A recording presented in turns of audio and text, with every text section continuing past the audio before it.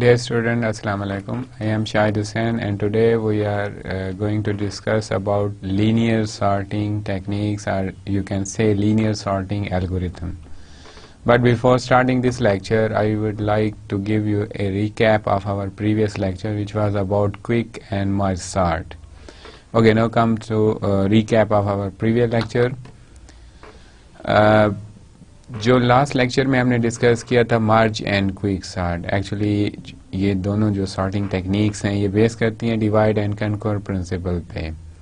और divide and conquer principal को जब हम अप्लाई करते हैं तो हमारे पास उसके 3 स्टेप के बारे में इंफॉर्मेशन का होना लाजमी है। फर्स्ट वन जो है वो है डिवीजन पार्ट, यानी डिवीजन स्टेप, कि आप अपने प्रॉब्लम को सब प्रॉब्लम में जो है वो कैसे डिवाइड करोगे। ठीक हो गया। अब डिवाइड किस बेस पे करना है। फॉर एग्जांपल जैसे मर्ज सॉर्ट में हमने पढ़ा था कि हम जो डिवाइड करते हैं सब एक प्रॉब्लम को of size input size n को 2 सब प्रॉब्लम में, ये 2 सब प्रॉब्लम में डिवाइड करते हैं तो उसका साइज हम ले लेते होते हैं हाफ। जैसे उसका एक फार्मूला अगर आपको याद हो कि q equal to p plus r divided by 2। And what is p? p is the index number of first element. What is r? r is the index number of last element, and q refer to that index number from where you are dividing your array into 2 sub arrays. Clear? यानी कि वो उस element के index को point करेगा जहां से आप लोगों ने अपनी मेन एरे को 2 सब एरे में जो है वो डिवाइड करना है। ये तो था डिवीजन के बारे में, लेकिन इसी तरह ये तो मर्ज सॉर्ट का मैंने बताया है। जो क्विक सॉर्ट की जो डिवीजन प्रोसेस है वो आपके पास डिफरेंट टेक्निक्स हैं।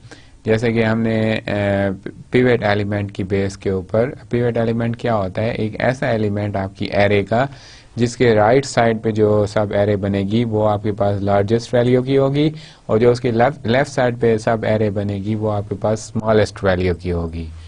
अब पिवट की जो एग्जिस्टेंस है अगर वो आ रही है आपके एरे के मिडल में, यानी कि पिवट एलिमेंट आपको ऑलवेज आपके प्रॉब्लम को 2 हाफ सेम साइज प्रॉब्लम में डिवाइड कर देता है, तो उस वक्त आपके जो सॉर्टिंग जो है क्विक सॉर्ट की कम्प्लेक्सिटी जो है वो n log n में कंसीडर की जा सकती है।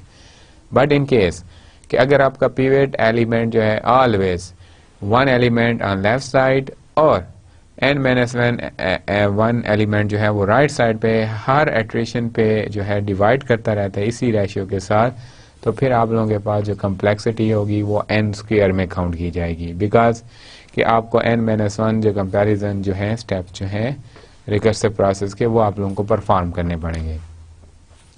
इसी तरह हम इस मिडल के और जो हमने अभी एक वर्स्ट केस का आपको डिस्कशन बताई, इसके अलावा आप लोग जो है इसके लिए स्पेसिफिक रेशियो के मुताबिक भी आप लोग पिवट एलिमेंट को जो है यूज़ कर सकते हो, और वो आपके पास जो हमने लास्ट लेक्चर में डिस्कस किया था वो 9:1 रेशियो के बारे में था।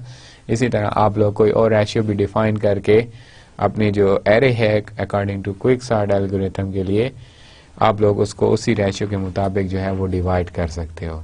ठीक है। अब कनकर प्रोसेस क्या होता है? कनकर प्रोसेस जो ये है कि जो आपका प्रॉब्लम मेन है वो सब प्रॉब्लम में डिवाइड होगा, तो सब प्रॉब्लम जो है वो खुद भी तो एक प्रॉब्लम ही काउंट होगा, हम उसको फर्दर सब प्रॉब्लम में डिवाइड करेंगे।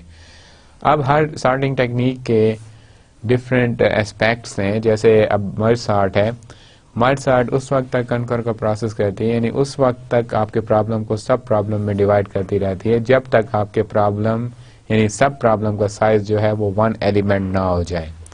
इसी तरह क्विक सॉर्ट जो है वो आपके पास जब तक पिवट एलिमेंट के लेफ्ट साइड पे या राइट साइड पे एलिमेंट जो है वो 1 नहीं बच जाता, उस वक्त तक आपके जो रिकर्सिव कॉलिंग है वो यानी कि एग्जीक्यूट जो है वो करती रहेगी। ये कनकर का वो है। फाइनल जो थर्ड स्टेप है डिवाइड एंड कनकर प्रिंसिपल का वो है कंबाइन, यानी कि आपने जब आप अपने प्रॉब्लम को सब प्रॉब्लम में डिवाइड करते हुए जाते हो तो you need some type of operation जब आप उनको दोबारा कंबाइन करना चाहो उन रिजल्ट्स को, और फाइनली आप अपने जो प्रॉब्लम था उसका आउटपुट जनरेट करना चाहते हो, तो वो प्रॉब्लम का जो रिजल्ट आपको मिलेगा वो एक कम्बिनेशन जो है आपके सब प्रॉब्लम के रिजल्ट का कम्बिनेशन जो प्रोसेस होगा उसके बाद मिलेगा। तो अब इस प्रोसेस पे आपको एक्स्ट्रा जो है n कम्प्लेक्सिटी आपको वो करनी पड़ेगी और प्लस आपको एक्स्ट्रा n स्पेस भी रिक्वायर्ड होगी। तो इसका मतलब ये है कि मर्ज सॉर्ट जो है हमारे पास इन प्लेस सॉर्ट नहीं हो सकती, क्योंकि इसके साइज जो है वो वेरी करता है कि आपको कितने सब प्रॉब्लम को जो है वो मर्ज करना पड़ेगा। लेकिन इसके अगर हम इसमें क्विक सॉर्ट को डिस्कस करें तो उसमें आप लोगों को कोई एक्स्ट्रा स्पेस की ज़रूरत नहीं पड़ती, क्योंकि उसमें हम मर्जिंग का प्रोसेस परफॉर्म जो है वो नहीं करते। ठीक हो गया। This was the recap of our previous lecture. No we are going to start what is linear sorting techniques and what are its main type. Okay, the all techniques which we have discussed in our previous 2 lectures, in I think 3 lectures. For example, first one was about insertion sort, and then second was about bubble and selection sort, and last one lecture was about merge and quick sort. इन तमाम sorting algorithm में आप लोगों ने एक common point ये note किया होगा कि जब भी हम एलिमेंट को सॉर्ट करते हैं तो you need comparison, you need to check. For example आप मतलब 2 वैल्यूज़ को आप जैसे बबल सॉर्ट में देख लें, वैल्यू को कंपेयर करते हो आप लोग उसको सॉर्ट करते हो। इसी तरह आप लोग मर्ज सॉर्ट में देख लें, जब आपका फाइनल सब प्रॉब्लम इनपुट साइज 1 का हो जाता है तो आप उसको जब मर्ज करना चाहते हो तो फिर भी आप लोग कंपैरिजन करते हो। सेम केस आप लोगों के पास क्विक सॉर्ट में भी है। तो हमारे पास जितने भी सॉर्टिंग एल्गोरिथम जो हम अभी तक पढ़ चुके हैं, ये सारे जो हैं इनमें एक कॉमन बात ये है कि ये तमाम जो है कंपैरिजन परफॉर्म करते हैं। और वो कंपैरिजन ये आप लोग लास्ट लाइन के ऊपर व्यू कर सकते हो। This thing you can see here कि ये आपके पास कंपैरिजन है, this one this one this one. अब ये डिपेंड करता है कि कौन सी सॉर्टिंग टेक्निक जो है इनमें से कौन सी कंपैरिजन के लिए कंडीशन जो है वो यूज़ करती है। ठीक हो गया।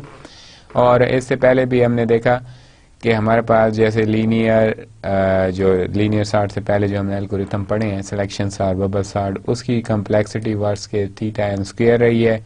मर्ज सॉर्ट की n log n थी, लेकिन क्विक सॉर्ट की एवरेज और बेस्ट तो है n log n है, लेकिन इसकी वर्स जो वो है कम्प्लेक्सिटी वो फिर भी आपके पास जो वर्स्ट केस है वो आपके पास n स्क्वायर भी हो सकता है। ठीक हो गया। तो ये हमारे पास जो था कि हम जो है जो प्रीवियस एल्गोरिथम जो पढ़ चुके हैं सॉर्टिंग में, उनकी कम्प्लेक्सिटी जो है वो या n रेज़्ड टू पावर में रही है या log n के अंदर कंसीडर की गई है। ओके, अब जो प्रीवियस हमारे पास सॉर्टिंग टेक्निक है इसमें हमने देखा कि हमें कंपैरिजन परफॉर्म करने पड़ते हैं। क्या कोई हमारे पास ऐसी टेक्निक्स होंगी जिसमें हमें ये कंपैरिजन जो है वो परफॉर्म ना करने पड़े? क्योंकि ये कंपैरिजन जो है ये आपके एल्गोरिथम की कम्प्लेक्सिटी को वर्स्ट केस में और बेस्ट केस में एनालाइज करने में आपकी हेल्प करते हैं। जैसे बबल सॉर्ट में आप लोगों ने देखा कि हर स्टेप में आपको n-1 या n- फेजेस नंबर जो कंपैरिजन परफॉर्म करने पड़ते हैं, उसी के मुताबिक आपको है रिजल्ट रिट्रीव होता है। लीनियर सॉर्टिंग एल्गोरिथम में आप लोगों के पास जो है अजम्पशन ये है कि there is no need to perform such type of comparison. इसका मतलब ये हुआ कि लीनियर सॉर्टिंग में हमें इस टाइप के कोई कंपैरिजन नहीं करने पड़ेंगे जिसमें हम वैल्यूज़ को चेक करें कि ये वैल्यू बड़ी है, ये वैल्यू बी बड़ी है और हम उसको उसके आर्डर के मुताबिक प्लेस कर सकें। लीनियर सॉर्टिंग एल्गोरिथम का जो कॉमन ऑब्जेक्टिव है वो ये है कि इन्होंने अवॉइड करना है कंपैरिजन से। इसमें कंपैरिजन परफॉर्म नहीं होंगे, लेकिन हर एक के अपने स्टेप्स हैं। जैसे अब हमारे पास लीनियर सॉर्टिंग के जो 3 पॉपुलर मेन एग्जांपल्स हैं वो counting sort, radix sort and bucket sort हैं। ये 3 सॉर्टिंग एल्गोरिथम है जो हम एज ए लीनियर इसमें काउंट करते हैं। Okay, first one is what is counting sort and what is the process that how counting sort will arrange the data in specific order without comparison.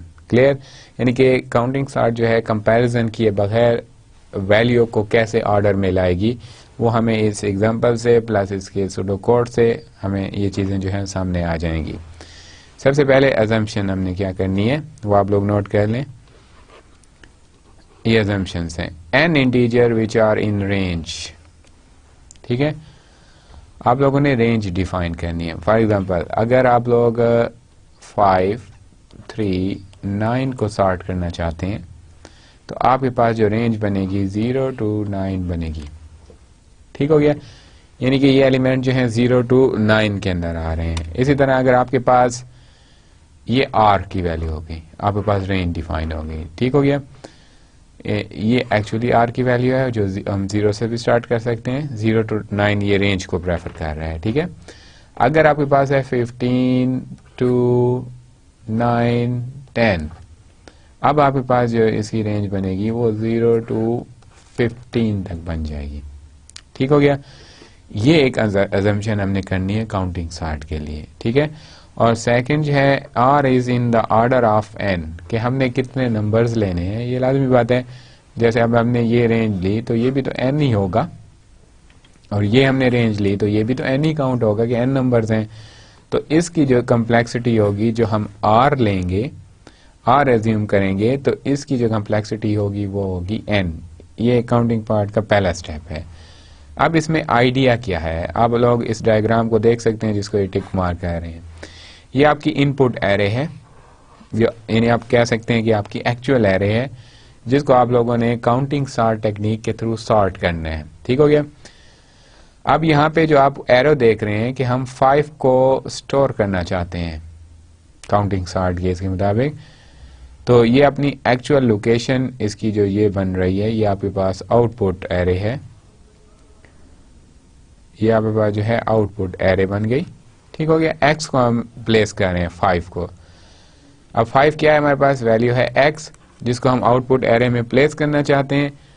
लेकिन जब हम इसको आउटपुट एरे में place करेंगे तो हमारे माइंड में क्या होना चाहिए, हमारे माइंड में ये होना चाहिए कि हमने इसको पोजीशन कौन सी देनी है। इसका डिपेंड ये करेगा कि आपकी इनपुट एरे में इस x से कितनी छोटी वैल्यूज एग्जिस्ट कर रही हैं। अब जैसे हमारे पास है x इक्वल टू 5, अब आप इस एरे में देखें आपके पास कितनी स्मॉल वैल्यू है जो x से कम है। ठीक है, कौन कौन सी वैल्यू है हमारे पास, 3, 4 and 2। These are small value as compare to which one number, x, that is 5 के अगर हम कंपेयर करें तो ये उससे स्मॉल वैल्यू हैं। तो अब 3 स्मॉल वैल्यू हैं, तो 5 की जो लोकेशन बननी चाहिए वो 4 लोकेशन बननी चाहिए। वो आप लोग यहाँ पे देख सकते हैं, अगर आप इंडेक्स नंबर दे दें 1, 2, 3, 4, 5, 6, 7। ठीक हो गया, अब ये इसका पहला आइडिया है कि for each element x which you want to sort, ठीक है, कोई भी एलिमेंट 5 को हम ऑर्डर में रखना चाहते हैं, then find the number of elements. जैसे मैंने यहाँ पे फाइंड किए कि इससे छोटे एलिमेंट इनपुट एरे में कौन कौन से हैं, 3, 4 and 2 है। एक ये assumption आइडिया है, and place x into the correct position in the output array, और इसकी करेक्ट पोजीशन आपके पास ये बन रही है जिसको मैंने सर्कल कर दी है, पुट 5 हेयर। क्लियर, तो ये इसकी assumption एंड आइडिया है कि ये कैसे वर्क करेगा, कि जो भी एलिमेंट सॉर्ट होगा उसके लेफ्ट साइड पे जो एलिमेंट्स होंगे वो स्मॉल होंगे। Okay, know how counting sort will be perform, यानी कि हम इसको परफॉर्म कैसे करेंगे। इसमें आपके पास तकरीबन 4 to 5 स्टेप्स हैं जो आप लोगों को परफॉर्म करने पड़ते हैं। इनिशियली जो आपको मिलती है वो सिर्फ एक इनपुट एरे मिलती है जिसका नाम हम यहाँ पे लेट कर रहे हैं, ये A है। ये आपका हो गया स्टेप 1, जिसमें आपको एक एरे मिलेगी, ठीक है, और एक आपको ब्लैंक एरे मिलेगी जिसका नाम हम यहाँ पे रख रहे हैं B, और इसमें भी उतनी लोकेशन होंगी जितने आपके पास एरे A में हैं। मसलन यहाँ पे 1, 2, 3, 4, 5, 6, 7, 8, तो यहाँ पे भी आपके पास 1, 2, 3, 4, 5, 6, 7 and then 8। ये आपको 8 जो है 8 लोकेशन मिल जाएंगी। अब हमने ये करना है कि इसी डेटा को, अगर नॉर्मल मैं आपको मैनुअल काउंटिंग स्टार्ट का तरीका बताऊं तो फिर तो इजी है। जैसे मैं आप 2 को लूं, 2 को हम यहाँ पे पुट करें 3 को हम प्लेस करना चाहते हैं, तो 3 से छोटे नंबर कौन से हैं? 3 से जो छोटा नंबर है वो 1 पड़ा हुआ है, 1, फिर 1 और कोई भी नहीं है, और हमारे पास 3 से छोटा कोई नंबर नहीं है। तो इसका मतलब हुआ कि इस 3 की जो लोकेशन बनेगी वो आपकी ये थर्ड वन बन जाएगी। ये तो हम मैनुअल। अब इसी तरह 6 है, अगर हम 6 को लेते हैं कि 6 की कौन सी पोजीशन बनेगी, तो फिर आप लोग क्या करोगे, 6 से छोटे नंबरों को देखोगे कि कौन कौन से नंबर इस एरे में जो है वो स्मॉल वैल्यू हैं एज कंपेयर टू 6। तो यहाँ पे तो सारे के सारे स्मॉल हैं, तो 6 की जो एक्चुअल पोजीशन होनी चाहिए वो आपकी ये लास्ट वन होनी चाहिए। इसी तरह आपके पास है 4 से सिवाय इसके 6 के बाकी सारी वैल्यू जो है या वो 4 हैं या 4 से कम है, तो ये आपके 4 की वैल्यू जो है पोजीशन ये होनी चाहिए। तो इसी तरह हम इसको कंटिन्यू रखें। ये तो है मैनुअल प्रोसेस, लेकिन हमने इस तरह नहीं करना, हमने तो इसकी तमाम टेक्निकल एस्पेक्ट्स को देखना है और फिर इसके लिए एक सूडो कोड डिजाइन करना है कि कंप्यूटर के थ्रू या हम एक एल्गोरिथम के थ्रू इस प्रॉब्लम को सॉल्व करें। अब उसके लिए जो है सबसे पहले स्टेप पे आप लोगों के पास आपको इनपुट एरे मिलेगी, दिस वन, ठीक है। अब आप लोगों ने 2 और एरे लेनी है। एक एरे आपकी होगी सी, जो यहाँ पे हम यूज कर रहे हैं। अब सी का साइज कितना होगा, यानी कि सी एरे जो है इसका हम साइज कितना एडजस्ट करेंगे, it's depend on the maximum value जो है, जो लार्जेस्ट वैल्यू है इन एरे ए, वो कौन सी है। यानी कि हमने सबसे पहले देखना है कि इस एरे में, अब आप लोग देख लें लार्जेस्ट वैल्यू कौन सी है, वो हमारे पास है 6, ठीक हो गया।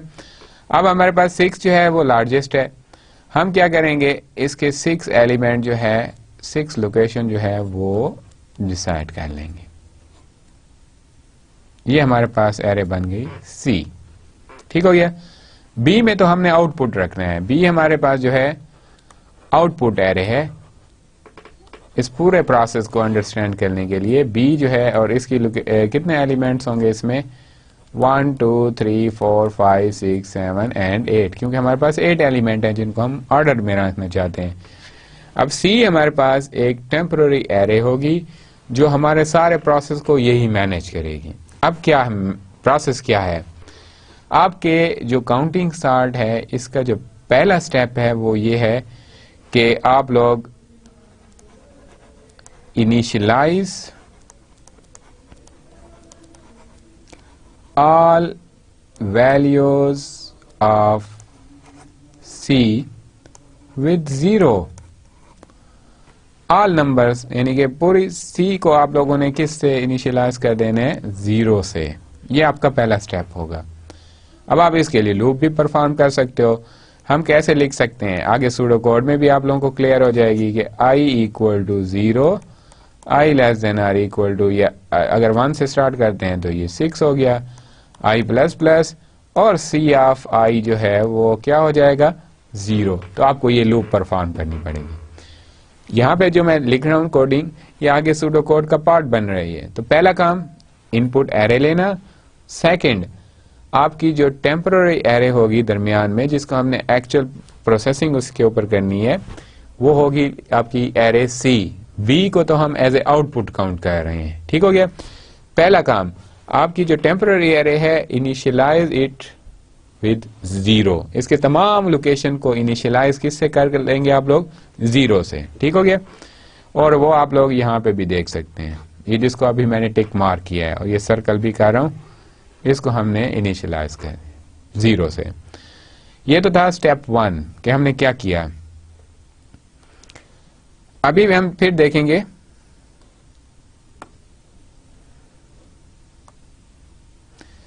कि नेक्स्ट हमने क्या करना है। नेक्स्ट ये करना है कि हमने फ्रीक्वेंसी फाइंड करनी है।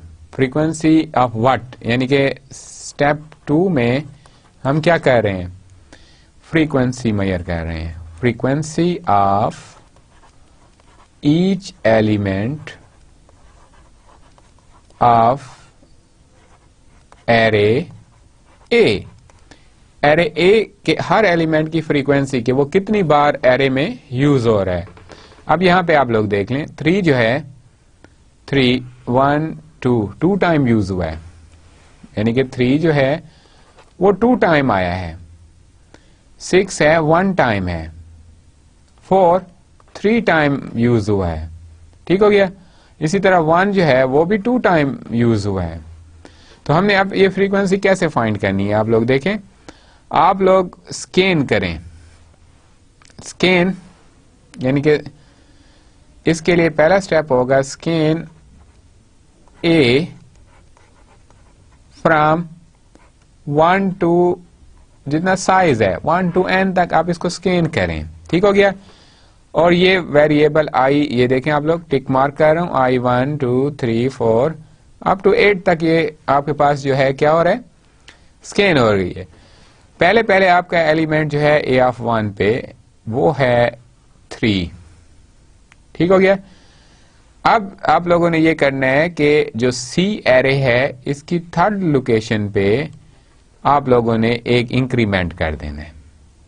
पहले 0 था, सी को हमने सारा इनिशियलाइज 0 से किया था, अब हमने क्या करना है वहां पे उसको इंक्रीज कर देना है 1, ठीक हो गया। अब यहां पे फिर आप लोग दूसरा नंबर लेंगे 2, ठीक है। अब 2 की वैल्यू है 6, ए ऑफ 2 की वैल्यू जो है वो 6 है और 6 लोकेशन पे आप लोग एक इंक्रीमेंट कर दोगे, ठीक हो गया। इसी तरह आपके पास है ए ऑफ 3, ए ऑफ 3 की वैल्यू है 4, तो आप 4 लोकेशन पे इंक्रीमेंट कर दोगे और ये प्रोसेस कंटिन्यू रहेगा। अब जैसे हमारे पास आई जो है वो आ रहा है 4, ए ऑफ 4 में क्या पड़ा हुआ है हमारे पास, ए ऑफ 4 में है 1, ठीक हो गया। ये आप लोग देख सकते हो, दिस इज 1। अब ये 1 है तो आपके पास इस लोकेशन के ऊपर ये इंक्रीज हो जाएगा 1 के साथ, ठीक हो गया। 0 था 1 हो गया। तो इसी तरह हमने एरे ए के हर एलिमेंट को स्कैन करना है और उसके कोरस्पॉन्डिंग जो वो होगा सी, उसमें हमने उसकी काउंटिंग को इंक्रीज करना है। वो कैसे करेंगे, अब आप इसके लिए लूप लिखते हैं। आप लिखोगे कि for example for i equal to 1 से आप लोग चल रहे हो, i less than or equal to n i plus plus, ठीक हो गया। अब आप लोगों ने देखना है कि C of A of I, ठीक है, equal to C of A of I plus 1। अब इसको सॉल्व करें, लेट करते हैं, आई जो था वो था 1 पहले, तो क्या होगा C of A of 1 equal to C of A of 1 plus 1 C of,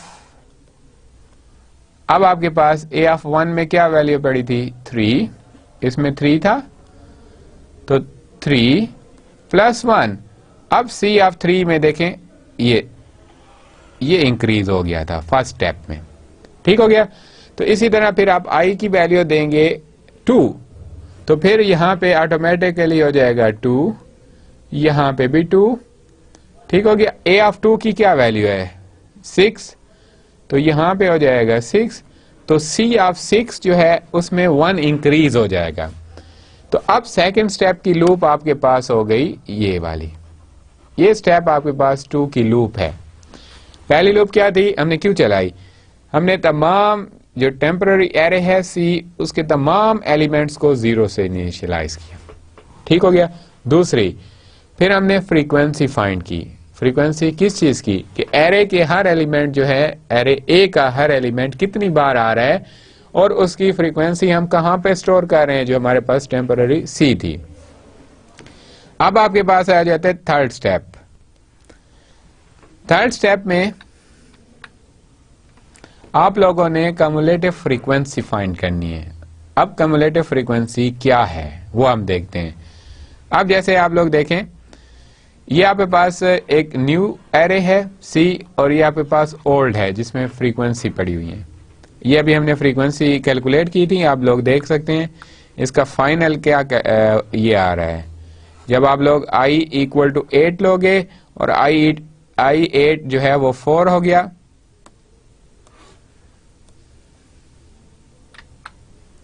ये 4 हो गया और ये 4 इधर इंक्रीज हो गया, ये 3 टाइम 4 हो गया, ठीक है। वो आप देख सकते हो इधर 4 3 टाइम था, तो इसकी फ्रीक्वेंसी भी आप लोग देखें 3 टाइम आ गई है। आप खुद भी इस एरे को वेरीफाई कर सकते हैं। तो ये सी तो बन गई, अब हमने सी न्यू बनानी है। सी न्यू में आपके पास कम्युलेटिव फ्रीक्वेंसी होगी। कम्युलेटिव फ्रीक्वेंसी अब क्या होगी देखें आप लोग। आप सबसे पहले ये करेंगे कि सी न्यू में उसकी 1 पे आप लोग सी ऑफ 1 कर देंगे, यानी कि ये 2 जो है, ये जो मैं एरो ड्रॉ कर रहा हूं, ये ऑटोमेटिकली इसको असाइन हो जाएगा। ठीक हो गया। अब यही वैल्यू जो है, यही 2 ये ऐड होगा यहां से 2 से, ठीक हो गया। अब क्या वो बनेगा, C of new 2 equal to C of 2 plus C new 1, ठीक हो गया। और अगर इसको मैं टेबुलर फॉर्म में शो करूं कि आई की वैल्यू क्या होगी, ये आई स्टार्ट में 1 है, तो आपके पास सी ऑफ न्यू 1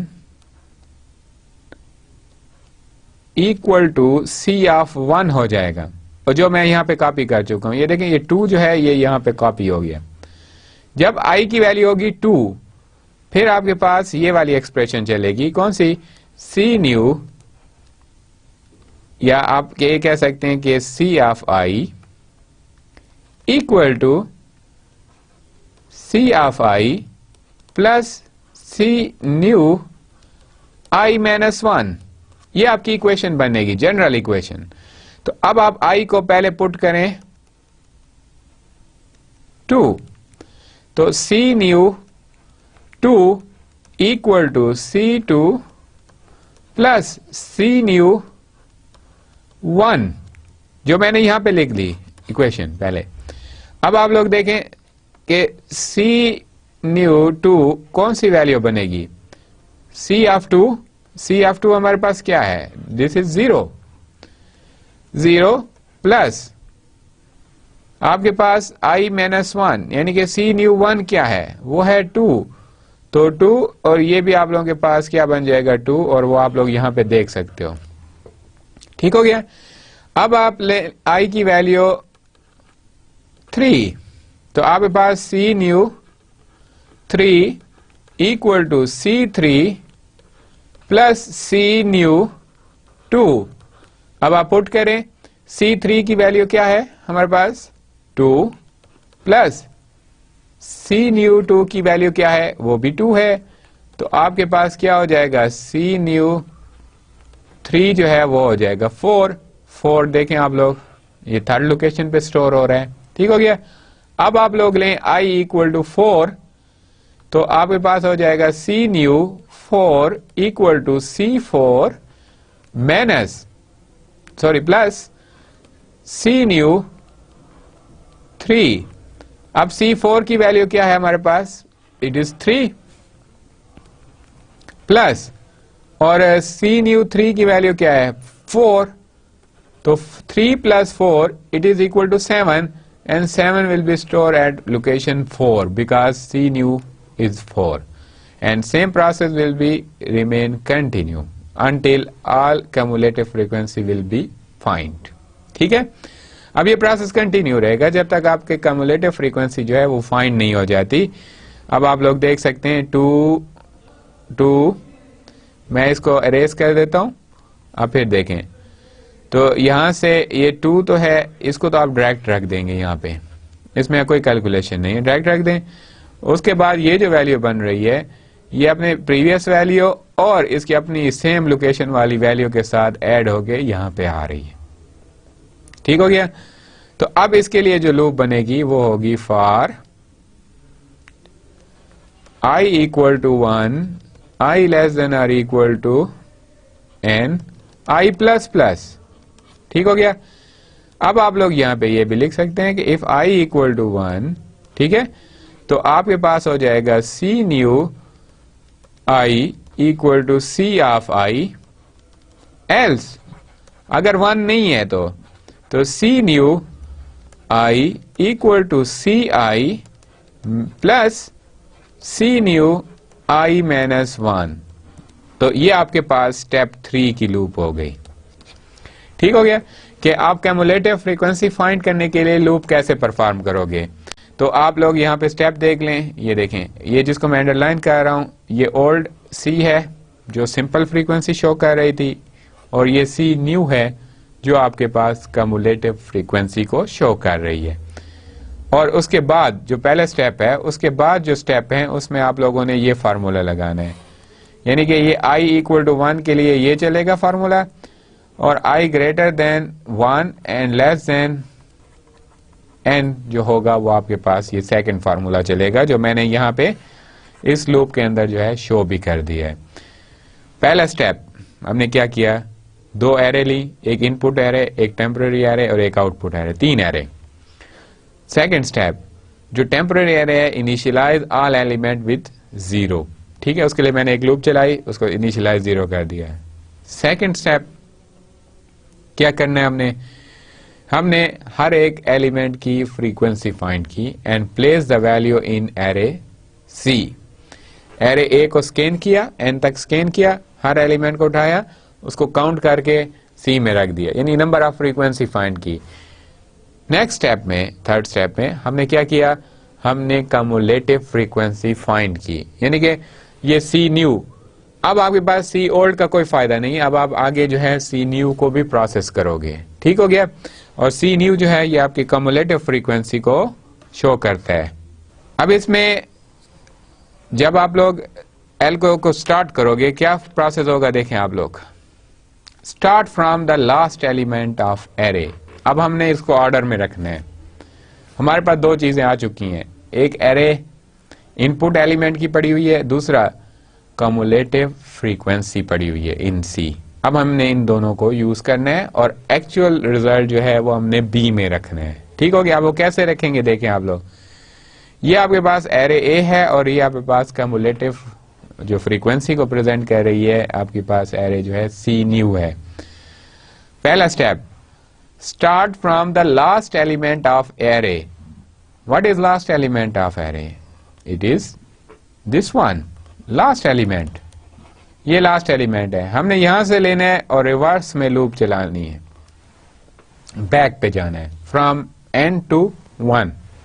तो आपकी जो लूप अब चलेगी फ्रॉम n टू, यानी आपकी एक्सटर्नल लूप जो होगी वो होगी for i equal to n, i greater than or equal to 1, i plus plus. ये आपके पास जो होगी एक्सटर्नल लूप हो जाएगी। ठीक हो गया। उसके बाद फिर हमने क्या करना है, place A of i. A of i का एलिमेंट जो हमने अभी किया है वो 3 है, इसको प्लेस करना है इन आउटपुट एरे। अब ये हमारे पास आउटपुट एरे है। अब मैं इसमें डायरेक्ट तो नहीं रख सकता, यानी 1 2 3 4 5 6 7 एंड 8। अब मैं इसको डायरेक्ट नहीं रख सकता। ठीक है, मुझे क्या करना पड़ेगा, इस एलिमेंट का इंडेक्स फाइंड करना है कि इस बी में इसका कौन सा इंडेक्स बनेगा। ठीक हो गया। अब वो कैसे बनेगा, देखें आप लोगों के पास जो होगा, मैं इसको एरेस करके, बल्कि आप अपने इसमें देख लें, नेक्स्ट यहीं पे। अब ये आपके पास एरे ए है, इस एग्जांपल में आप देखें, और ये आपके पास कम्युलेटिव फ्रीक्वेंसी की एरे सी न्यू है। अब आपको ये देखें, इस सी की ये पोजीशन मिली कि इसकी लोकेशन ये होनी चाहिए थी। अब ये आपको कैसे मिलेगी इसकी लोकेशन? ठीक है, उसके लिए फिर आप लोगों को क्या करना पड़ेगा, आप लोगों को लिखना पड़ेगा बी। ठीक है, और ये देख लें आप लोग कि आई जो है वो स्टार्ट में होगा 8, बी आई जो होगा वो स्टार्ट में आपके पास क्या होगा, 8 होगा। B C of A i equal to A of i, ये आप वो यूज करें। अब इसको सॉल्व करते हैं। कैसे सॉल्व होगा देखें, B C, actually it is C new, A i की वैल्यू जो है वो 8 है, इक्वल टू ए ऑफ 8। अब बी सी, ए ऑफ 8 की वैल्यू क्या आ रही है हमारे पास 3, इक्वल टू ये तो हो गया 3, ठीक है। उसके बाद है बी, आपके पास C3 की वैल्यू देखें, C3 की वैल्यू जो है 7 है, ठीक हो गया। अब 7 लोकेशन पे ये वैल्यू जो है स्टोर हो जाएगी, ठीक हो गया। तो ये फार्मूला आपने याद रखना है कि हमने B में आउटपुट में तो रखना है, लेकिन हमने C को भी यूज किया है, साथ A को भी यूज किया है, ठीक हो गया। अब इसी तरह आप लोग जो है नेक्स्ट एलिमेंट, अब जब ये रख दें तो आप लोगों ने एक और फार्मूला भी सॉल्व करना होगा, वो ये होगा कि आपने C of A of I minus minus, ठीक है। अब क्या होगा, ये C A की वैल्यू, I की वैल्यू जो है वो है 8 minus minus C, A of 8 में क्या है हमारे पास 3, और C3 माइनस माइनस हो जाएगा, तो इस जगह पे जो वैल्यू हो जाएगी वो हो जाएगी 6। तो आप लोग देख सकते हैं ये यहां पे ये वैल्यू हो चुकी है 6। तो ये 2 स्टेप में काम हुआ। पहले स्टेप में हमने B का इंडेक्स नंबर फाइंड किया, करंट तो आपको पता होगा क्योंकि आप लोग 8 to 1 लूप चला रहे हो, यानी कि एरे ए को स्कैन कर रहे हो फ्रॉम राइट टू लेफ्ट। पहले आप राइट से पहला एलिमेंट उठाएंगे, उसकी एक्चुअल पोजीशन देखेंगे कि उसको कहां पे स्टोर होना चाहिए, ठीक है। अब हमारे पास जो है नेक्स्ट एलिमेंट है 0, अब 0 को प्लेस करेंगे। तो आप लोग इसमें देखें, अब आपके पास है I की वैल्यू 7, ठीक हो गया, that is this one. I की वैल्यू 7 है, हम 0 को प्लेस करना चाहते हैं। फार्मूला आपके पास है B C A I equal to A of I, ठीक हो गया। अब B C A of 7, A of 7, ठीक है, और A of 7 equal to A of I की वैल्यू जो है वो है 0, और यहां पे B C और ये हो जाएगा 0, और अब आपके पास C ऑफ 0 की वैल्यू क्या है, इट इज 2, जो अभी मैंने सर्कल किया है 2 इक्वल टू 0, ठीक हो गया। तो अब आपके पास ये जो 0 एलिमेंट है ये लोकेशन नंबर 2 पे जो है वो कॉपी हो गया, ठीक हो गया। अब नेक्स्ट फार्मूला इसी के साथ जो था वो कि C ऑफ A ऑफ 7 को आप लोगों ने डिक्रीज भी करना है, तो C A उसमें है 0 माइनस माइनस, और इसका मतलब ये हुआ कि ये 2 जो है ये अब क्या हो जाएगा 1 हो जाएगा, और ये चीज आप लोग यहां पे देख सकते हैं, ये यहां पे। तो C के अब देखें ये वैल्यू डिक्रीज होगी, और यही प्रोसेस जो है हमारे पास कंटिन्यू रहेगा।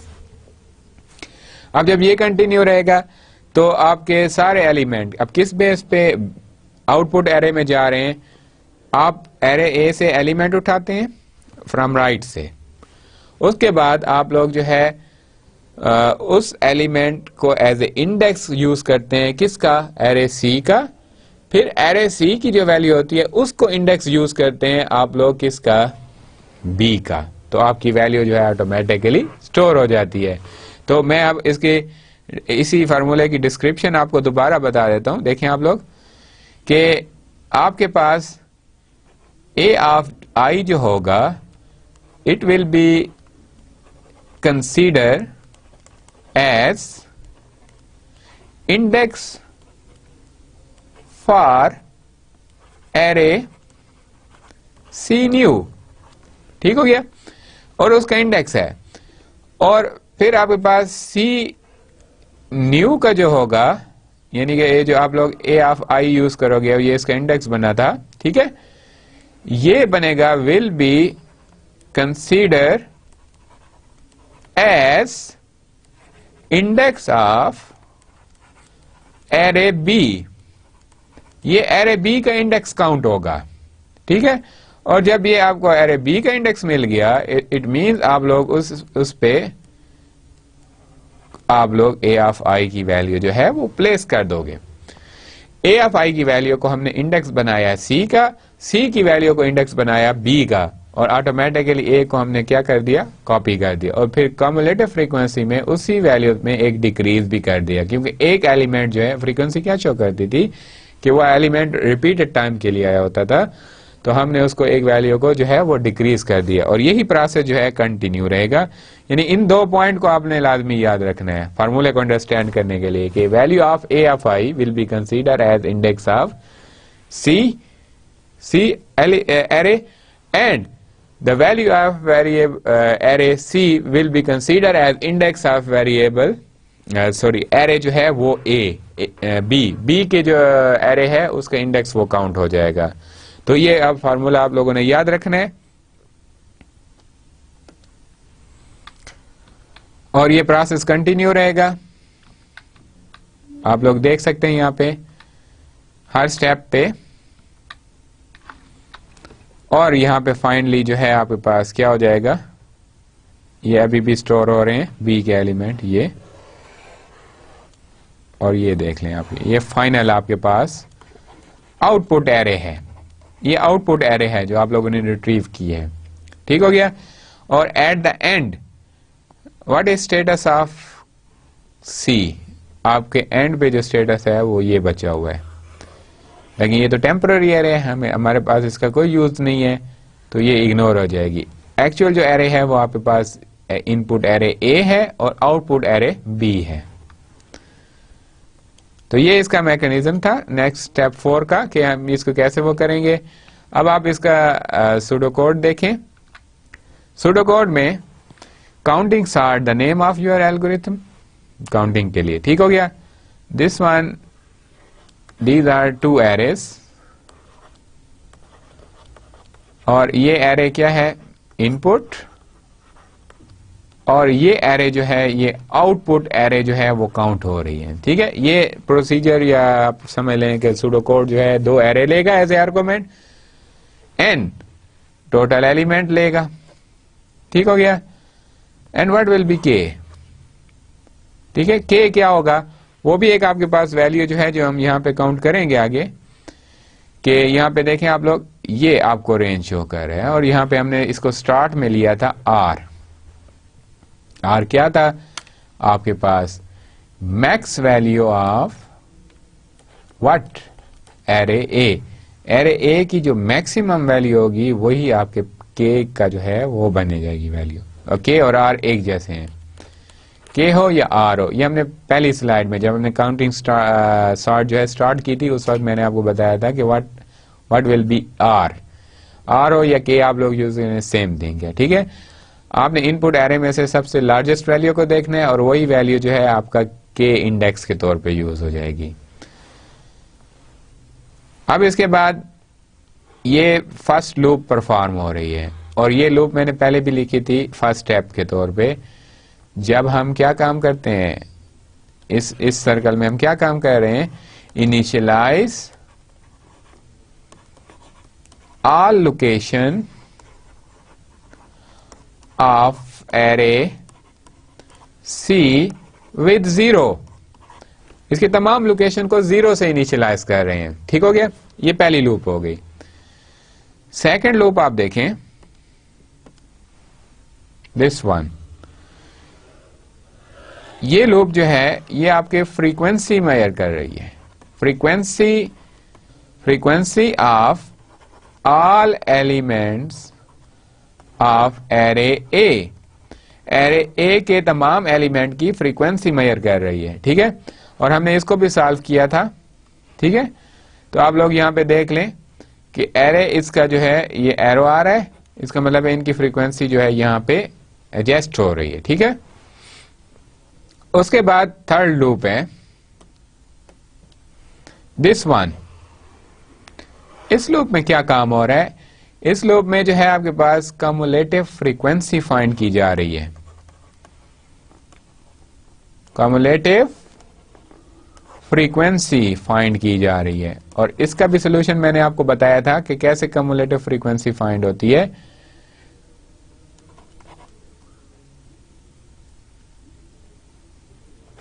सी, ठीक हो गया। वहां पे हमने यूज किया था कि सी न्यू, ये सी ओल्ड और ये सी न्यू है, ठीक है। तो आप अगर करंट एलिमेंट को इंक्रीज करना चाहते हैं सी के, यानी कि फ्रीक्वेंसी, मसलन अगर जैसे पहले एलिमेंट 2 आया, हमने उसको 1 कर दिया सी में, फिर एक और 2 आ गया, हमने उसको 2 कर दिया, कि 2 जो है वो 2 टाइम आ रहा है, ठीक है, इस तरह। और ये प्रोसेस कंटिन्यू रहेगा और वो आपको यहाँ से, वो तो फ्रीक्वेंसी था, अब फ्रीक्वेंसी जो कम्युलेटिव फ्रीक्वेंसी फाइंड करोगे तो उसमें आप लोगों ने ओल्ड फ्रीक्वेंसी को जो आपकी एक्चुअल थी और प्लस आपकी जो एग्जिस्टेंस की प्रीवियस है उसको आपने जमा करना है। और ये वही फॉर्म है जैसे आप लोग स्टैटिस्टिक के अंदर कम्युलेटिव फ्रीक्वेंसी जो है वो फाइंड करते हो, और सेम प्रोसेस यहाँ पे भी आप लोगों ने परफॉर्म करना होगा।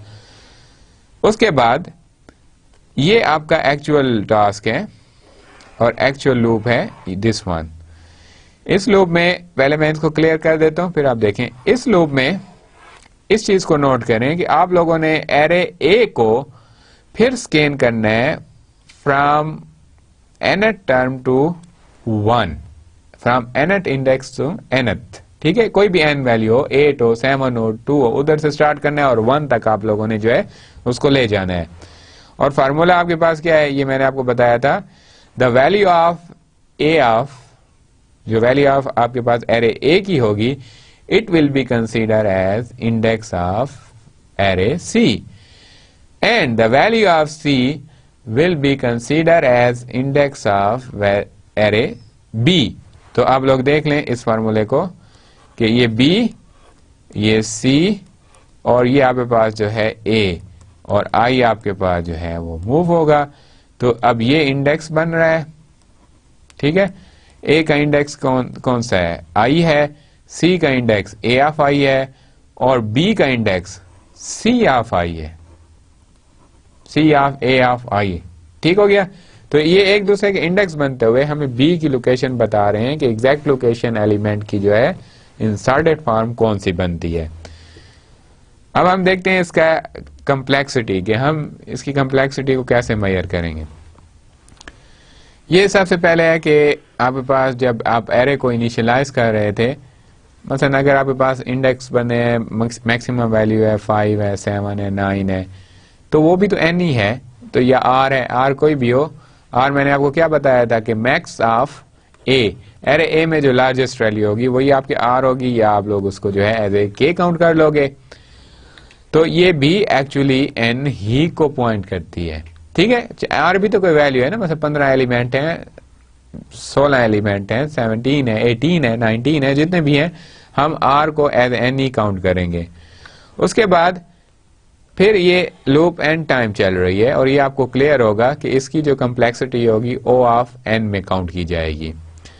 और इसके बाद ये फिर r तक लूप चल रही है, तो सेम केस हेयर, ये भी तो एक्चुअली आपके पास o ऑफ n में ही काउंट की जाएगी, बिकॉज जैसे मैंने पहले डिस्कस किया कि r जो है वो कोई भी नंबर हो तो वो भी हमारे पास n में काउंट हो जाएगा।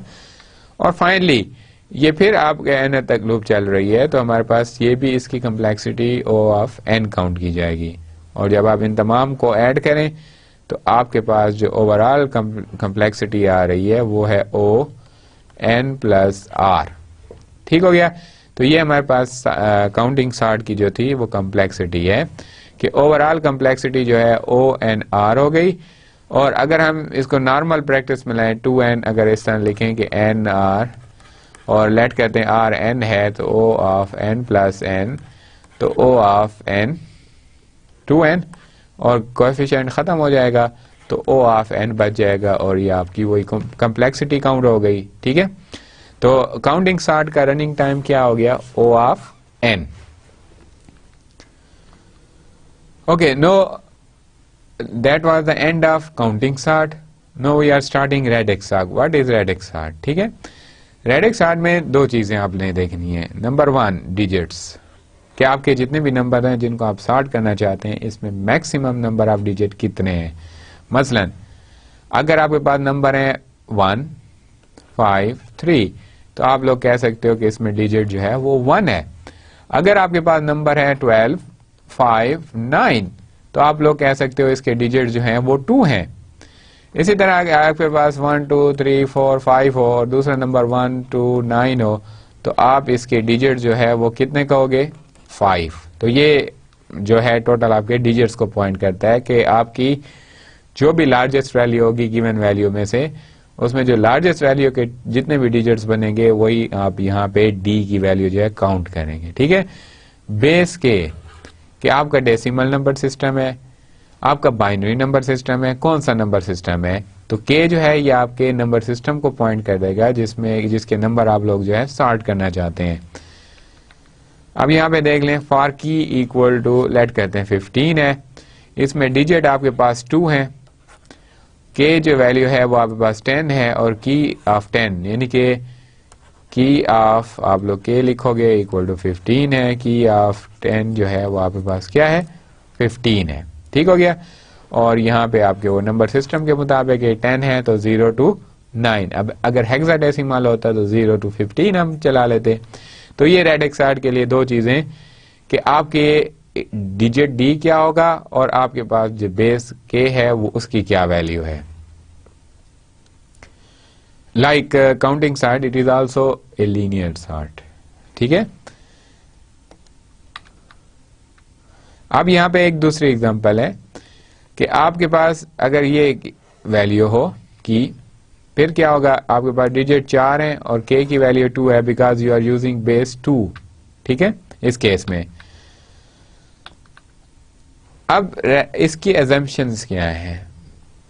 अब डिजिट जो है ये कांस्टेंट कास्ट, इसकी कम्प्लेक्सिटी काउंट होगी, और के जो के है हमारे पास, अब जितने नंबर होंगे वो आपके किस पे बेस करेंगे, आपके नंबर सिस्टम पे बेस करेंगे।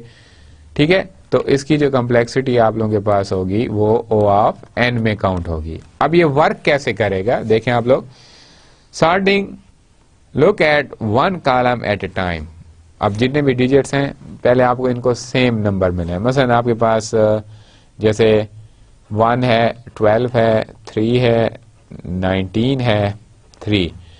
अब आप लोगों ने पहले इसको 3 डिजिट की फॉर्म में लाना है, 0, 0, 1, क्लियर, 0, 12, 0, 0, 3, 1, 9, 3। जब ये तीन डिजिट में आ जाएंगे then you can start your radix sort. ठीक हो गया, पहले आप उसको यानी कि तमाम वैल्यूज के नंबर ऑफ डिजिट्स को जो है वो इक्वल बनाए। और अब ये नहीं है कि आपने राइट साइड पे 0 ऐड करनी है, आपने लेफ्ट पे करनी है, क्योंकि आप लोगों को मैथ का रूल का पता है कि 1 हो या 0, 1 हो या 0, 0, 1 हो, ये सारे हैं तो 1, ये सारे 1 काउंट होते हैं। तो आप लेफ्ट साइड पे 0 जो है वो इजीली ऐड कर सकते हैं। अब प्रोसेस क्या है, for a digit D digit number sort the least significant digit that is first digit. ठीक है, आप लोगों ने पहले सॉर्टिंग करनी है इस डिजिट के तहत। अब अगर हम इस डिजिट को देखें तो सबसे पहले कौन सा डिजिट ऊपर आना चाहिए, वो आपका है दिस वन, 690, बिकॉज इसका जो लीस्ट सिग्निफिकेंट यानी फर्स्ट डिजिट जो आ रहा है राइट साइड से वो क्या है, 0, तो ये टॉप पे आ जाएगा। ठीक हो गया, यानी कि आपके पास ये नंबर जो है 690 टॉप पे आ गया। फिर हम इसी कॉलम में देखेंगे कि दूसरे नंबर पे ये वाला नंबर है, ये पहले नंबर पे था, ये दूसरे नंबर पे है, तो अब आपके पास 751 आ जाएगा। फिर हम देखेंगे कि इसी कॉलम के अंदर और कौन सा डिजिट कम है, वो आपके पास है 3, तो आप लोगों ने 453 करना है। ठीक हो गया, और ये प्रोसेस आप लोगों ने कंटिन्यू रखना है।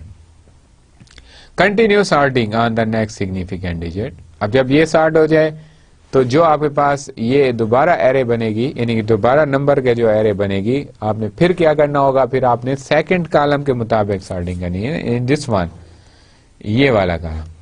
फिर आपने इसमें डिजिट्स को अरेंज करना है, और जब ये भी खत्म हो जाए स्टेप, तो फिर आप लोगों ने थर्ड कॉलम के मुताबिक आप लोगों ने जो है डेटा को, इन नंबर्स को जो है वो सॉर्ट करना होगा, और until all digits have been sorted. अब 3 डिजिट हैं, तीनों सॉर्ट हो गए, देन यूर एरे जो है, जो भी वैल्यूज हैं वो सॉर्टेड फॉर्म में आ जाएंगी। और इसका मतलब ये हुआ कि अब हमें कितने फेजेस परफॉर्म करने पड़े। जैसे बबल सॉर्ट में होता था कि n फेज, n वैल्यूज होते थे n फेज, इधर जो होंगे d डिजिट होंगे, तो आपको d फेजेस परफॉर्म करने पड़ेंगे।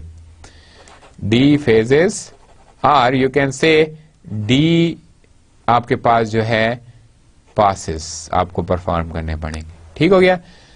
अगर आपका डिजिट 7 डिजिट नंबर जो है 7 डिजिट का है, और बाकी 2, 3, 5 जितने भी हैं, तो आपको 7 पासेस जो है वो परफॉर्म करनी पड़ेंगी। अब जैसे इस एग्जांपल में आप लोग देख सकते हैं, आपके पास 3 डिजिट के नंबर हैं, तो आपको 3 पास करने पड़ेंगे। पहले राइट यानी यूनिट डिजिट के लिए, फिर 10 डिजिट के लिए, फिर 100 डिजिट के मुताबिक हमने सॉर्ट किया है। ठीक हो गया। तो ये आपके पास जो है रेडिक्स सॉर्ट का थीम है कि ये वर्क कैसे करेगी। अब इसके सूडो कोड पे आप देखें, सिंपल है कि आप लोग के जितने डिजिट हैं उसके मुताबिक लूप चलाएं and use A stable sort. एक चीज ये याद रखनी है कि आप लोगों ने स्टेबल सॉर्ट को फॉलो करना है, अनस्टेबल को नहीं, क्योंकि आपने ऑर्डर को मेंटेन रखना है। वो अभी आपको एग्जांपल से क्लियर हो जाएगा। अब यहाँ पे देखें, ये फर्स्ट आपका कॉलम है, ये फर्स्ट फेज परफॉर्म हो रहा है, इस वक्त डी की वैल्यू जो है वो है 1।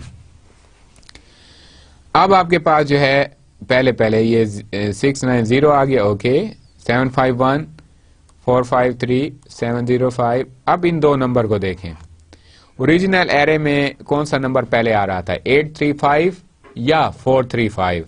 तो आप लोग देख सकते हैं कि पहले जो आ रहा था 83, ये पहले नंबर पे आ रहा था, और आपके पास 435 जो है ये सेकंड नंबर पे आ रहा था। तो अब भी यहाँ पे भी ये फर्स्ट नंबर पे आ रहा है, और ये आपके पास जो है सेकंड नंबर में आ रहा है। तो इस चीज को हम कहते हैं स्टेबिलिटी, यानी कि आपके ओरिजिनल डेटा का ऑर्डर जो है वो सॉर्टिंग के बाद चेंज नहीं हुआ। ठीक हो गया।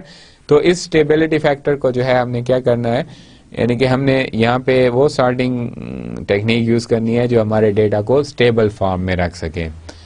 उसके बाद जो है अब सेकंड आप वो करेंगे, तो सेकंड में फिर आपके पास ये d इक्वल टू 2 हो जाएगा। सेकंड कॉलम के मुताबिक हम देखेंगे, तो आप लोग देख लें 0 0 टॉप पे आ गए हैं।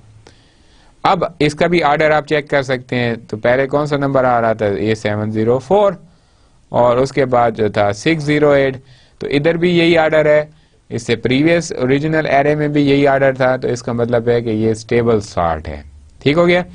अब इसके बाद आपके पास लास्ट इसका जो पास या फेज है वो आपके पास for D, value of D equal to 3 के लिए होगा। अब आप लोग यहाँ पे भी देख लें, ये 6 दो वैल्यूज हैं, पहले देखें 608 आ रहा है और दूसरे नंबर पे 690 आ रहा है। ठीक हो गया। तो स्टेबिलिटी यहाँ पे भी है।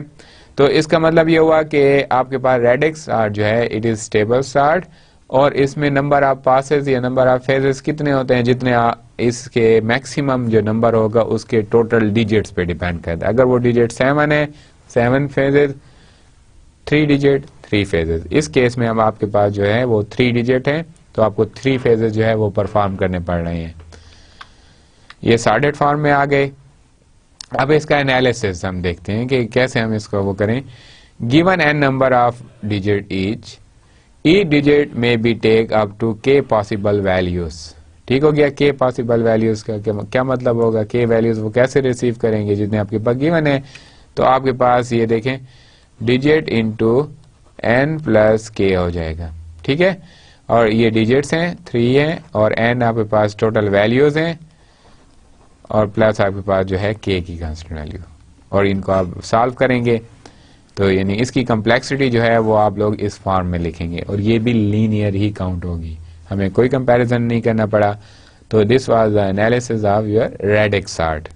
और आप फर्दर इसको वो करें, 1 पास ऑफ सॉर्टिंग पर डिजिट, एक पास के लिए जो होगा वो n प्लस के होगा, क्योंकि ये तो d जो था ये तो आपके d फेजेस के लिए था, d पासेस के लिए था, लेकिन अगर आपका पास 1 पास हो, सिर्फ एक पास हो, तो उसके लिए o n प्लस के आपका काउंट हो जाएगा। ठीक है, okay, this was the start of our bucket sort. What is bucket sort? ठीक है, अब इसकी assumptions क्या है? Input is generated by a random process that is distributed element uniformly over 0 and 1। यानी कि हम बकेट सॉर्ट को जो इनपुट वो ले रहे हैं वो किस रेंज में ले रहे हैं? 0 और 1 की रेंज में। ठीक है, मतलब 0.12, 0.32। अगर ऐसे नंबर नहीं आएंगे, मसलन 12 आता है, तो हम इसको 100 पे डिवाइड कर दें, लेट करते हैं, तो ये 0.12 आपके पास नंबर बन जाएगा। इसी तरह आपके पास 09 आ रहा है और हम इसको अगर 100 पे डिवाइड कर लेते हैं तो ये 0.0 आपके पास 9 हो जाएगा। तो ये तो 2 डिजिट का हम वो कर रहे थे। अब आइडिया क्या है? डिवाइड इनटू के इक्वल साइज बकेट, और ये है आप इनिशियली बकेट डिफाइन कर लें ऐसे कि कितने बकेट्स हैं और हर एक को इंडेक्स नंबर दे दें। ठीक हो गया। Distribute N input values into buckets, और जो आपके पास वैल्यू जिस इसमें आती रहेगी, जिस इंडेक्स नंबर में, आप आगे उसके बकेट्स जो है वो इंक्रीज करते रहेंगे। और ये मैं एग्जांपल से क्लियर हो जाएगा, it is not difficult. Sort each bucket, और जब आपके पास ये देखें, अब जैसे ये आपके पास 2-3 बकेट्स बन गई हैं, उसकी एक लिंक लिस्ट टाइप बन गई है, तो आपने जब इनको सॉर्ट करना होगा तो इसको अलहदा सॉर्ट करेंगे, इसको अलहदा सॉर्ट करेंगे, एंड देन मर्ज, और आपका ये फाइनल जो है ये आप लोगों ने इनको जो है ऑर्डर में ले आना है और इनको इकट्ठा कर देना है। तो इस तरह ऑटोमेटिकली आपके जो एलिमेंट्स हैं वो सॉर्टेड फॉर्म में आ जाएंगे। अभी आपको एग्जांपल से ये क्लियर हो जाएगा। अब इनपुट क्या होगा इसका? दिस वन a1 और 0 less than I equal a of i।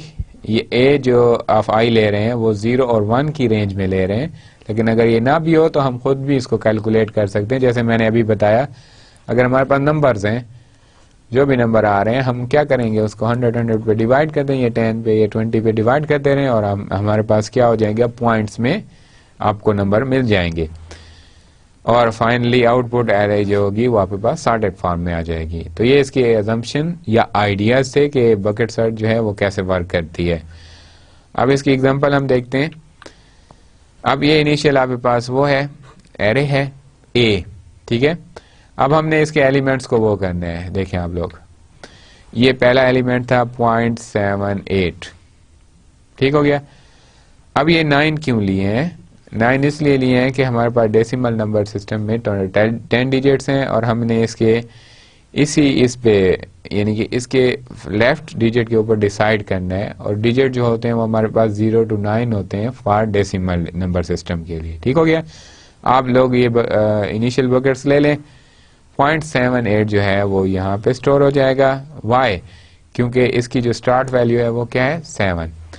अब ये इसकी सेकंड नंबर की जो वैल्यू है वो है 1, तो ये ऑटोमेटिकली आपके पास इस लोकेशन पे चला जाएगा। ठीक हो गया।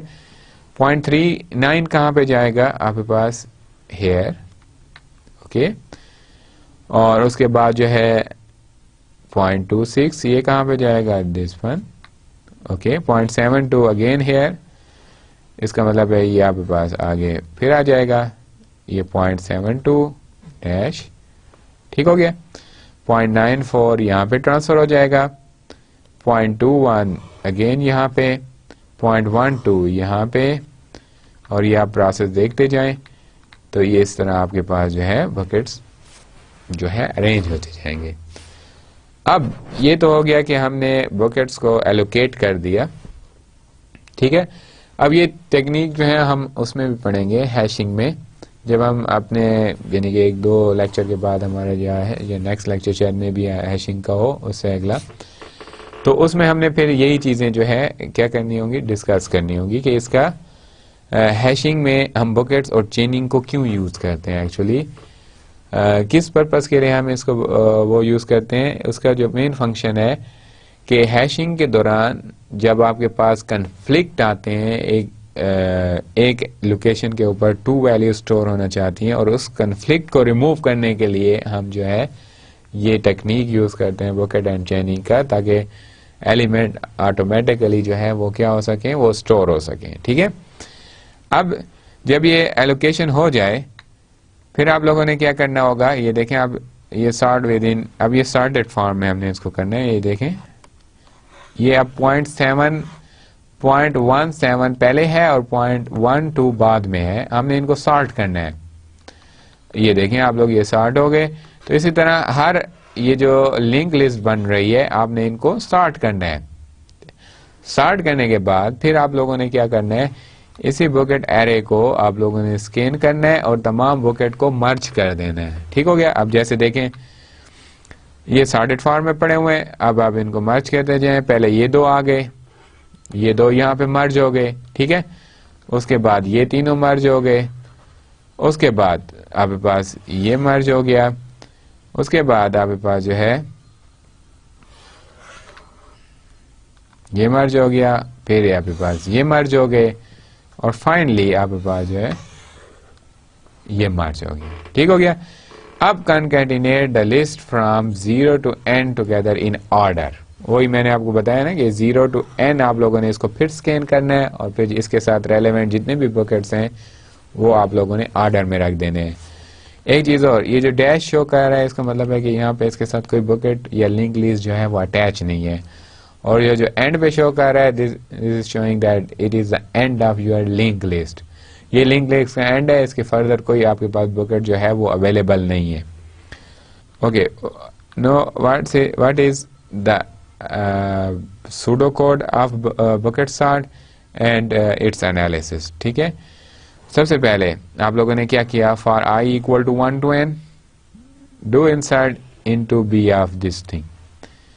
हमने एरे a से एलिमेंट को लिया और उसको b एरे के अंदर जो है प्लेस कर दिया, बट अप्लाइंग आप यहाँ पे देख सकते हैं n मल्टीप्लाई हो रहा है। ठीक है, वही मैंने आपको बताया था कि अगर a ऑफ i जो है वो greater than or equal to 0 and less than or equal to 1 है, इन इस रेंज में है देन इट्स ओके, और अगर इस रेंज में नहीं है तो फिर हम इसको डिवाइड मल्टीप्लाई भी कर सकते हैं। तो उससे आपके पास क्या आ जाएगा, ये जैसे n और a ऑफ i आपको मिल रहा है। ठीक है, और इस पे आप फ्लोर आप अप्लाई कर देंगे। ये सिंबल जो है ये फ्लोर के लिए है। फ्लोर क्या करता है, ये लो इंटीजर वैल्यू आपको जो है वो रिटर्न करता है। ठीक है, अब चूंकि ये लूप n टाइम चल रही है तो इसकी कम्प्लेक्सिटी क्या हो गई, O ऑफ n हो गई। फिर आप लोगों ने क्या करना है, हर एक बुकेट को सॉर्ट करना है। ठीक है, मतलब पहला आप लोगों ने वो नोड लेना है b का जो पहला नोड होगे उसके आगे जितनी भी आपके पास वो बनी हुई है, जैसे आप इस एग्जांपल में देखें यहाँ पे, जैसे आप लोगों ने इसको लिया फर्स्ट को, इसके साथ 2 नोड थे, आप लोगों ने इसको सॉर्ट कर दिया। ठीक हो गया।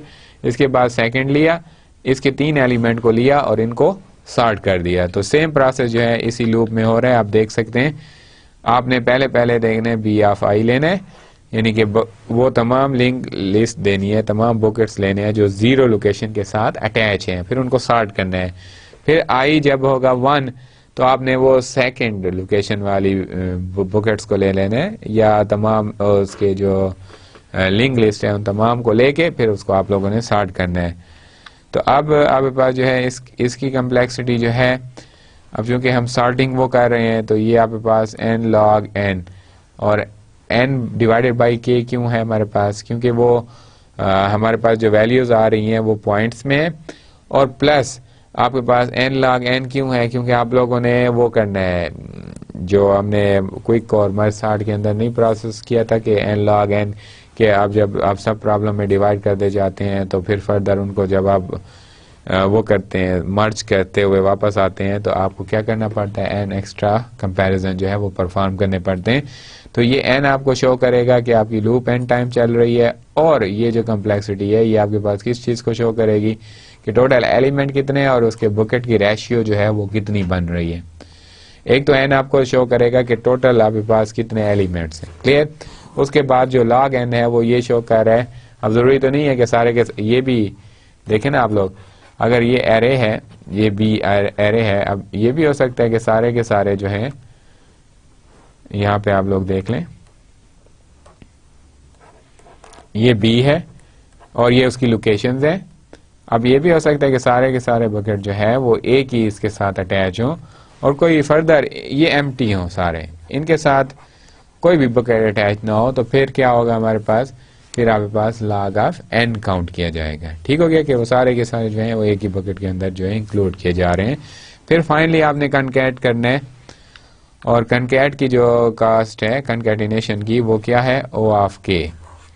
ओ ऑफ के यानी जितने आपके पास बकेट्स हैं उस तमाम से आप लोगों ने वैल्यू को लेके उनको क्या करना होगा, कनकैटिनेट कर लेना होगा। ठीक है, और फाइनली आप लोगों ने रिटर्न क्या करना है, सूडो कोड के थ्रू वो कनकैटिनेटेड लिस्ट को जो है रिटर्न करना है। और इसका स्टार्ट पैरामीटर क्या थे, एरे ली, टोटल एलिमेंट लिए एंड देन स्टार्ट प्रोसेस। ठीक है, तो बकेट सॉर्ट में हमने क्या किया, एक एरे ए ले ली वैल्यूज की, दूसरी बी हमने डिजाइन की, उन्हीं वैल्यूज को स्कैन करते हुए अप्रोप्रिएट बकेट्स के अंदर हम इंक्रीमेंट करते रहे। फिर हर एक लिस्ट को जो बकेट के साथ अटैच थी उसको ऑर्डर में लाया। फिर जब ऑर्डर में आ गए तो फिर हमने फिर बी की स्कैनिंग की फ्रॉम 0 to n-1 तक, और हर एक के साथ जो लोकेशन के साथ जो बकेट्स अटैच थे उनको फिर हमने कनकैटिनेट करना स्टार्ट कर दिया। तो this was the simple process of bucket sort. Okay, final इसकी जो कम्प्लेक्सिटी बनी है वो आपके पास थीटा ऑफ n का बन गया है, ओ ऑफ n। रेडिक्स सॉर्ट को भी आप लोग एज ए बकेट सॉर्ट के तौर पे जो है यूज कर सकते हो। Is not a comparison sort.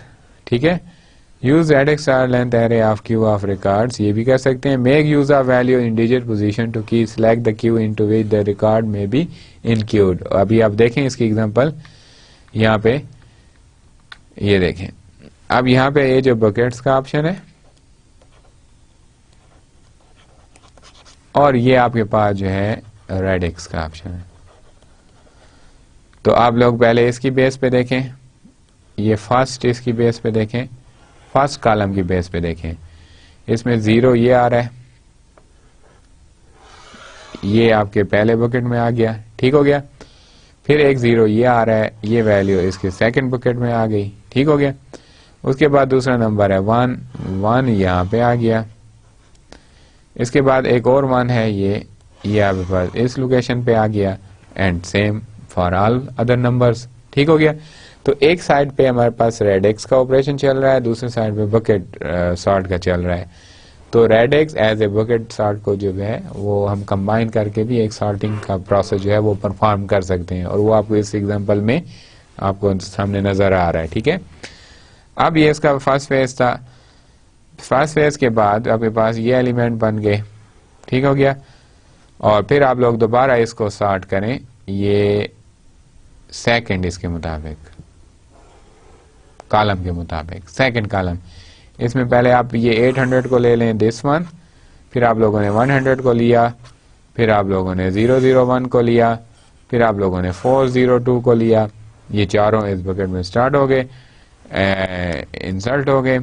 उसके बाद फिर आप लोगों ने 1 वाले को इसमें देखा कोई नहीं है, 2 वाले में सिर्फ आपके पास ये पड़ा हुआ है, 2 हमने यहाँ पे स्टोर कर दिया, 3 वाले में आपके पास सिर्फ ये है, उसको हमने यहाँ पे स्टोर कर दिया, और प्रोसेस जो है वो कंटिन्यू रहा।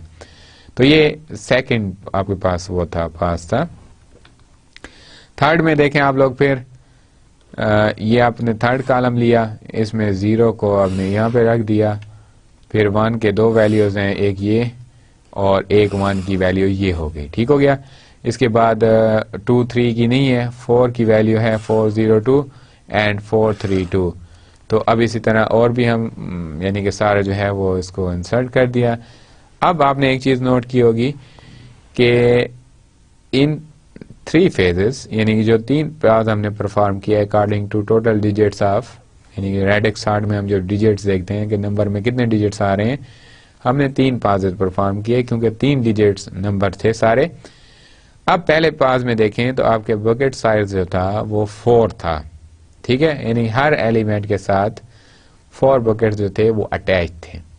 सेकंड में देखें, सेकंड पास में आपके हर एलिमेंट के साथ 2 बकेट्स जो हैं वो अटैच हुए। और थर्ड में अगर आप लोग देखें तो अब थर्ड में 2 हैं और इससे पहले वाले में जो थे वो 3 थे, यानी फर्स्ट में 3 बुकेट्स अटैच हैं, सेकंड में आपके पास 4 बुकेट्स अटैच हैं और थर्ड वास में जो है आपके पास 2 बुकेट्स अटैच हैं। तो इसका मतलब है बुकेट का साइज जो है वो भी वेरी कर रहा है इन ईच केस। ठीक हो गया। और जो फाइनल है इसको फिर आप उसी तरह ऑर्डर में रख दें, जैसे 0, पहले आप 0 को लें, इसको लें, मर्ज करें 0 0 1, फिर 1 0 0, फिर 1 2 4, ये कंकैटिनेशन है, 4 0 2 4 3 2, ये कंकैटिनेशन मैं कर रहा हूँ। ठीक हो गया। तो इनको कंकैटिनेट करके हमने फिर इनको ऑर्डर में लाया। तो इस तरह आपके पास जो रेडिक्स सॉर्ट जो हम अप्लाई करना चाहते थे उसके लिए हमने बकेट सॉर्ट को यूज़ कर लिया। बकेट्स को यूज़ करते हुए हमने फिर क्या कर दिया, रेडिक्स सॉर्ट के एलिमेंट को सॉर्ट कर दिया। ये फाइनल आपके पास रिजल्ट हो गया। And this was the end of our lecture number 16. Here I would like to give you summary of this lecture about linear sorting. Linear sorting से पहले हमने पढ़ा था जितनी भी sorting टेक्निक पढ़ी है, merge sort, quick sort, bubble sort, insertion sort, इन तमाम में एक चीज़ कॉमन थी कि हमें नंबर ऑफ कंपैरिजन जो है वो परफॉर्म करने पड़े थे, नंबर ऑफ कंपैरिजन को परफॉर्म करना पड़ता था। लेकिन इन तीनों सॉर्टिंग टेक्निक्स में जो आज हमने पढ़ी है, counting sort, radix sort and bucket sort, इन तीनों में आपके पास नो कंपैरिजन, यानी कि आपको कंपैरिजन नहीं करना पड़ता। हर एक सॉर्टिंग टेक्निक की अपनी एजम्पशन एंड आइडियाज हैं। जैसे काउंटिंग सॉर्ट में आप देखें, काउंटिंग सॉर्ट में यह है कि आपने एक एरे लेनी है, ठीक है, और एक आउटपुट एरे लेनी है। अब आपने जो इनपुट आपने लेना है, इनपुट एरे से कोई भी आप वैल्यू लोगे तो आपने उसको उसकी अप्रोप्रिएट लोकेशन के ऊपर एरे बी में स्टोर करना है। लेकिन उसके लिए एक कंडीशन है कि जहां पे आप उसको प्लेस करेंगे उसके लेफ्ट साइड वाले एलिमेंट जो है वो क्या होंगे, वो स्मॉल होंगे। अब ये तो एक मैनुअल प्रोसेस था, मैनुअल एजम्पशन थी। अब इसको एक प्रैक्टिकल इसमें लाने के लिए फिर हमें क्या करना पड़ा, हमें एक टेम्पररी एरे को लेना पड़ा, सी जिसको हमने कहा, और उस टेम्पररी एरे में फिर हमने क्या करते थे, काउंटिंग सॉर्ट में हर एलिमेंट की फ्रीक्वेंसी फाइंड कर लेते थे, फिर उसकी एक्यूमुलेटिव फ्रीक्वेंसी फाइंड करते थे, एंड देन वैल्यू ऑफ जो ए आई होती थी हमारे पास, ए की जो वैल्यूज होती थी उसको इंडेक्स यूज कर लेते थे एरे सी का, और एरे सी की जो वैल्यूज होती थी हम उसको इंडेक्स यूज कर लेते थे आपके पास एरे बी का, और फिर आपकी कॉरेस्पॉन्डिंग वैल्यू जो है वो बी पे स्टोर हो जाती थी। रेडिक्स सॉर्ट में हम टोटल डिजिट्स को देखते थे कि आपका मैक्सिमम नंबर जो है, जो सबसे बड़ा नंबर आपके गिवन डेटा का है, वो कितने डिजिट्स का है। जितने डिजिट्स का होता था हम तमाम वैल्यूज को उतने ही डिजिट में जो है बना लेते दोबारा। जैसे अब 1 है और दूसरा 13 है या 330 है, तो हम उनको दोनों नंबर को 3 डिजिट में जो है वो काउंट कर लेते थे। और इसके अलावा जो था बकेट सॉर्ट में ये था कि आपके पास गिवन एक एरे होती है, उसके बाद एक आप लोग लोकेशन बनाते हो, एक एरे बी ले लेते हो और उसके हर एलिमेंट के साथ आप डिफरेंट बकेट्स अटैच करते रहते हो, और फिर हर लेवल पे दोबारा आप स्कैनिंग करते हो उस बी एरे की, और हर लेवल के ऊपर जो बकेट्स अटैच होते हैं उनको ऑर्डर में लाते हो। कोई भी आप सॉर्टिंग एल्गोरिथम, इंसर्शन सॉर्ट जो भी हो आप यूज करना चाहें वो कर सकते हो। उसके इंसर्शन के बाद फिर क्या होता है, आप जो तमाम फिर उसी एरे को बी को स्कैन करते हो और जितने भी एलिमेंट जो सॉर्ट हो चुके होते हैं बकेट्स, उनको आप लोग कंकैटिनेट करना स्टार्ट कर देते हो। Okay, this was the summary of our today lecture, and inshallah in next lecture we will discuss about the hashing techniques. What is hashing, and how many techniques are used to solve the problem when more than one element are stored at the same location and conflict arises. And inshallah अगले lecture में हम ये चीज़ discuss कर लेंगे. Thank you very much dear students. Inshallah see you in next lecture. Allah Hafiz.